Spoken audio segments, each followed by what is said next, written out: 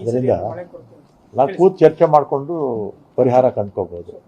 ಕೇಂದ್ರದ ಜಲಶಕ್ತಿ ಮಂತ್ರಿಗಳಿಗೆ ಅದೇ ಹೇಳಿದ್ದೀವಿ, ನಾನು ಮುಖ್ಯಮಂತ್ರಿಗಳಿಗೂ ಹೇಳಿದ್ವಿ, ಅವ್ರನ್ನೂ ಕರೀತೀವಿ, ನಾವು ಬರ್ತೀವಿ, ಕೂತು ಚರ್ಚೆ ಮಾಡೋಣ ಅಂತಲೂ ಹೇಳಿದ್ದೀವಿ. ಅವ್ರಿಗೆ ಒಟ್ಟಲ್ಲಿ ನಮ್ಮ ಪರ ಆಗೋದಿಲ್ಲ. ಅದು ಕೇಂದ್ರದ ಜಲಶಕ್ತಿಗಳು ಮಂತ್ರಿಗಳು ಮಾಡಬೇಕು, ಮಧ್ಯಸ್ಥಿಕೆ ಅದು ಮಾಡ್ಬೋದು, ಆಂಧ್ರದು ಮಾಡ್ಬೋದು, ಅಪ್ಪರ್ ಕೃಷ್ಣದು ಸಮಸ್ಯೆಗಳೆಲ್ಲಿದೆ. ಇನ್ನೂ ದೇಶದಲ್ಲಿ ಬೇರೆ ಬೇರೆ ರಾಜ್ಯಗಳ ಸಮಸ್ಯೆಗಳಿರುತ್ತಲ್ಲ, ಕೂತು ಪರಿಹಾರ ಕೊಂಡ್ಕೊಬೋದು. 4 ವರ್ಷಕ್ಕೊಂದ್ಸಲಿ ಮಳೆ ಕಡಿಮೆ ಆಗುತ್ತೆ.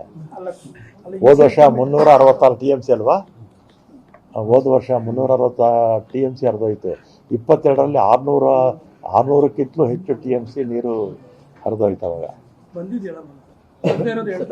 ಹೋಗ್ತಾ ಇರೋದು 22ರಲ್ಲಿ ಆಗ್ಬೋದು.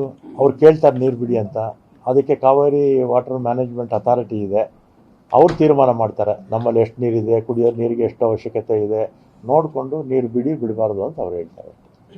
ಕಡೂರು ಪ್ರತಿ ವರ್ಷವೂ ಕೂಡ ಬರಗಾಲದ ಯೋಜನೆ 4ನೇ ಹಂತದ್ದು ಈಗ ರೆಪ್ರೆಸೆಂಟೇಷನ್ ಕೊಟ್ಟಿದ್ದಾರೆ. ನಾನು ಎಕ್ಸಾಮಿನ್ ಅಂಡ್ ಪುಟಪ್ ಅಂತ ಬರೆದಿದ್ದೀನಿ. ನೀರು ಇರಬೇಕಲ್ಲ, ಲಭ್ಯತೆ ಇರಬೇಕು. ನಿಮಗೆ ಅಲೋಕೇಶನ್ ಆಗಿರ್ತಕ್ಕಂಥ ಅದರಲ್ಲಿ ನೀರಿದ್ದರೆ ಪ್ರಾಜೆಕ್ಟ್ ತೊಗೊಳ್ಳೋದಕ್ಕೆ ಏನು ಸಮಸ್ಯೆ ಆಗಲ್ಲ.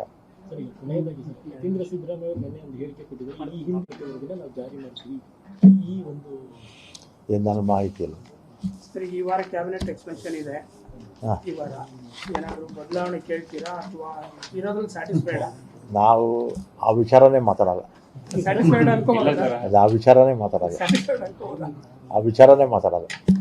ಇನ್ನಷ್ಟು ಜನ ಸಚಿವರು ಮುಗಿದ ಅಧ್ಯಾಯ.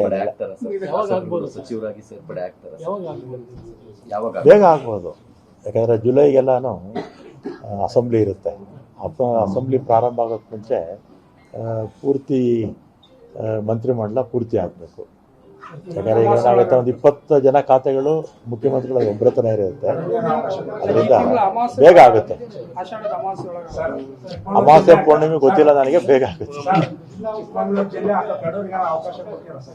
ಕೊಡಬೇಕು. ಚಿಕ್ಕಮಗಳೂರು ಜಿಲ್ಲೆಗೆ ಆಗ್ಬೋದು, ನನಗೆ ಗೊತ್ತಿಲ್ಲ.